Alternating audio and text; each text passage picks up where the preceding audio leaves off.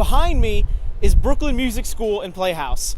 Monday through Friday, many kids come to this building to learn the arts and to play many different instruments.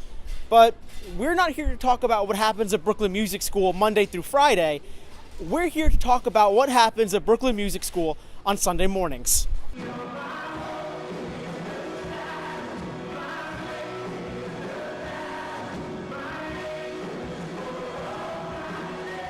So check this out.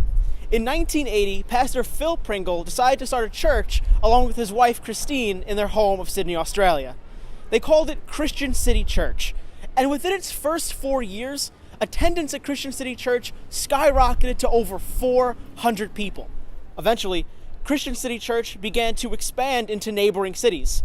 And in 2008, Christian City Church officially changed its name to C3. And as of right now, there are over 500 C3 churches around 64 different countries. We have to go back in time to February of 2013.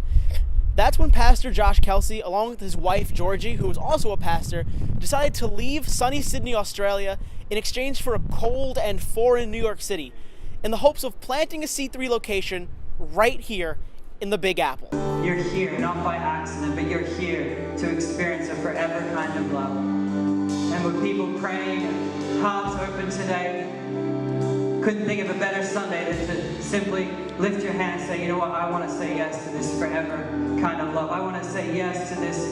What started in 2013 as only a few people in the Kelsey's apartment has since turned into a citywide church operation.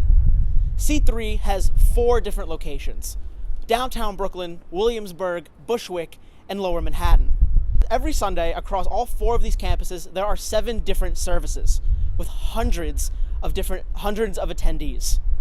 But what makes C3 so special is that its congregation is almost exclusively millennials. The number of millennials who subscribe to a religion is at an all-time low. Meanwhile, the number of millennials who are unaffiliated with any faith whatsoever is at an all-time high. Not everyone has a positive opinion of C3.